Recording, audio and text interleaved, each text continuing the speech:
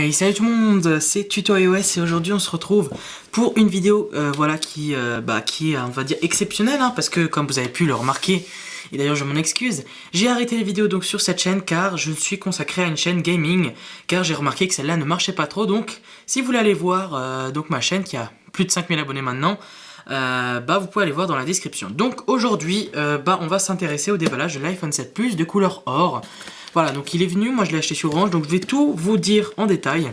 Restez jusqu'à la fin de la vidéo parce que je vais peut-être vous donner aussi des astuces si j'y pense, pour comment l'avoir moins cher ou comment le...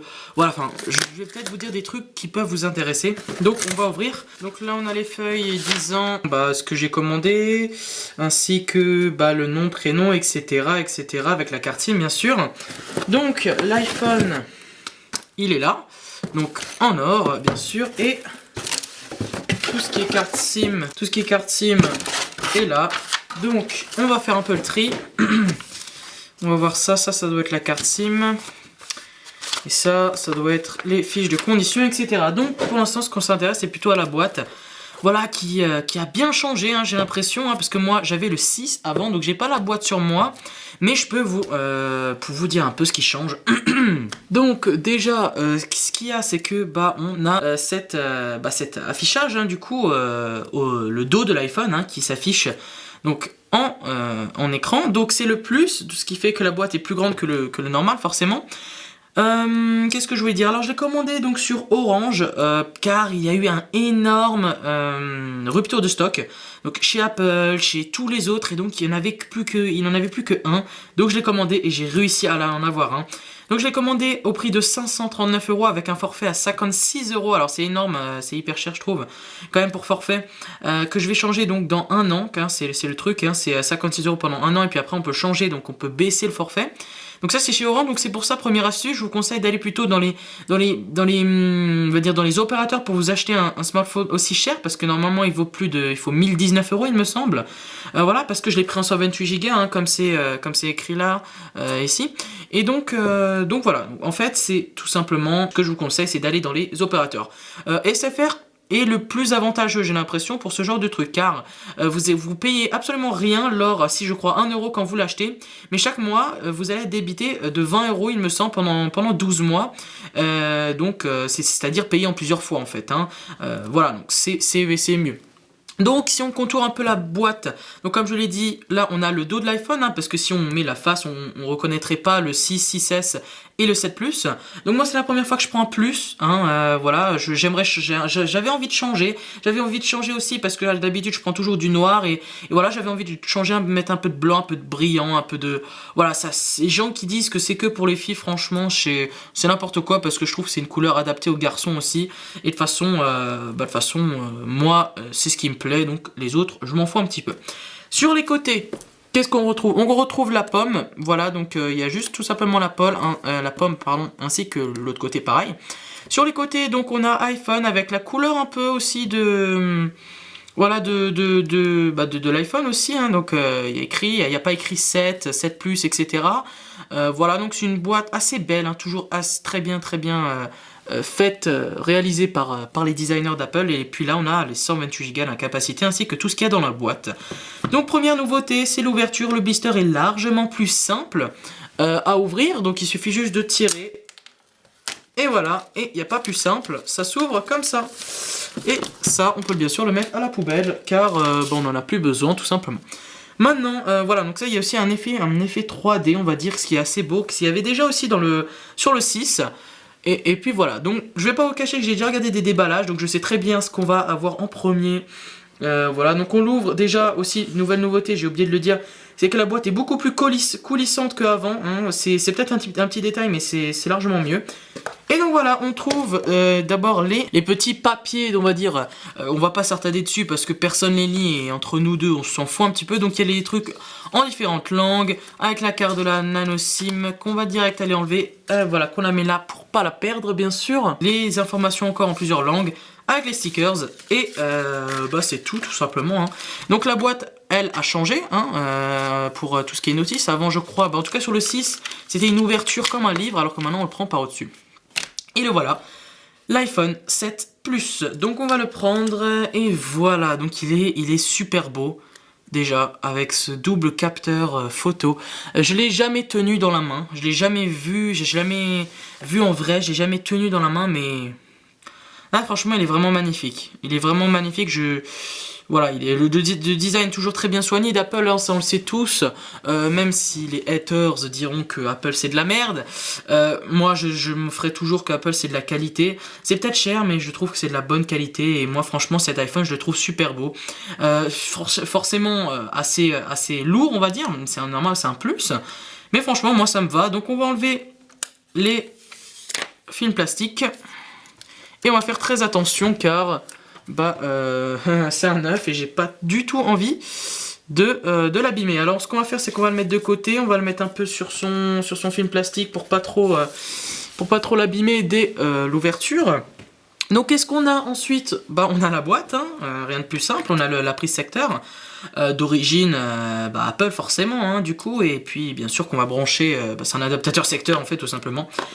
Première nouveauté qui me fait un peu mal, c'est les AirPods, car je suis un peu déçu de ça, c'est que la boîte est en carton, alors que moi j'adorais le plastique avant, parce que moi, personnellement, en tout cas moi, ce que je faisais, c'est que je les rangeais dans la boîte à chaque fois. Je suis peut-être un peu maniaque sur ce truc-là, mais moi je les rangeais dans la boîte après les avoir utilisés, parce que j'utilisais pas trop beaucoup. Et bien sûr, la grande nouveauté, je pense que vous l'avez su, c'est que sur l'iPhone, bon, je vais en venir après, il n'y a plus du coup de prise jack, donc du coup ce qu'on est obligé d'écouter par Bluetooth ou par l'adaptateur, donc qui est là.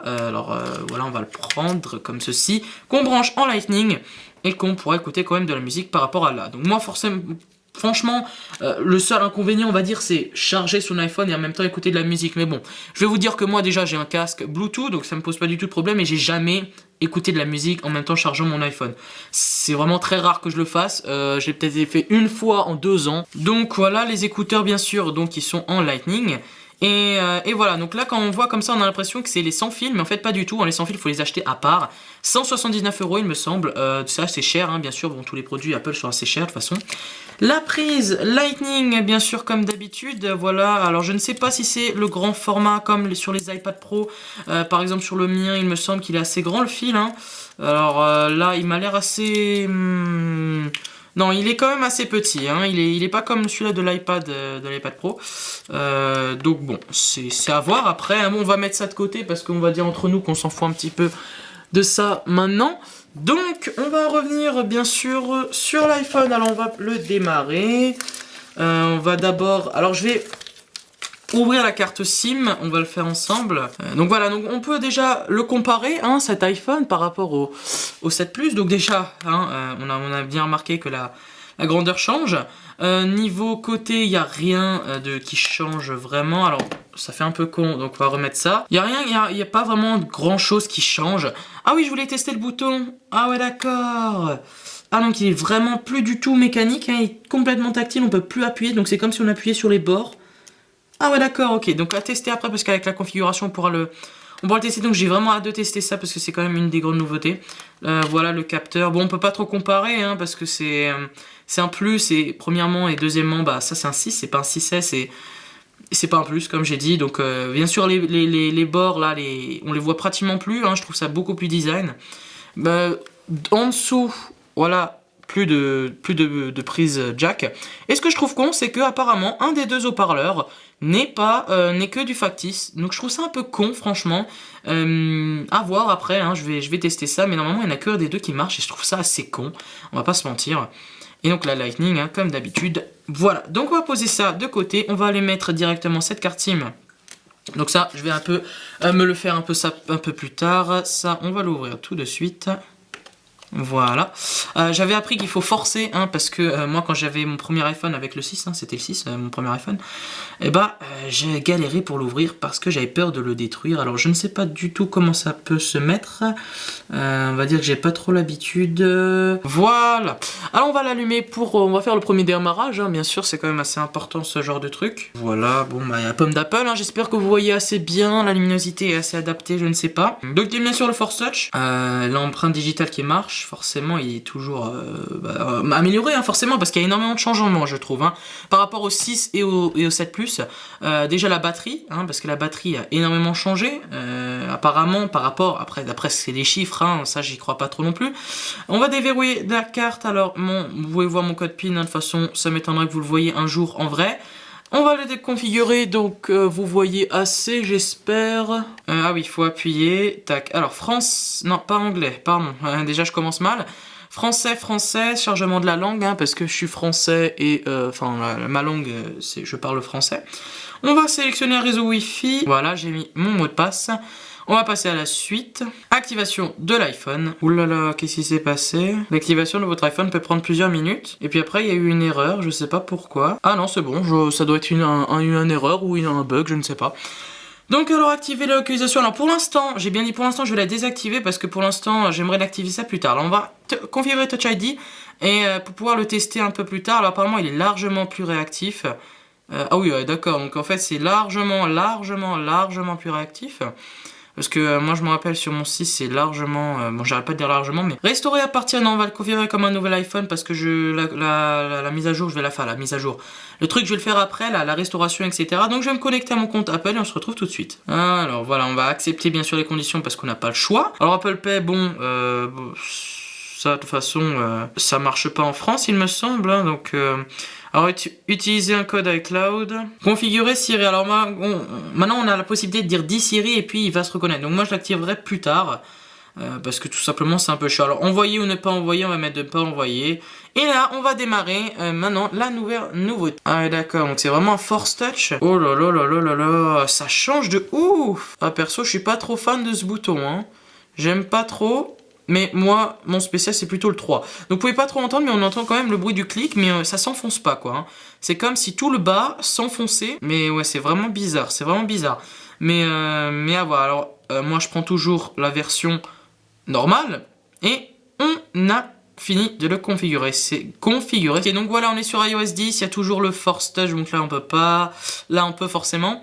Et donc voilà, c'est la fin de ce déballage et ainsi la fin de cette vidéo.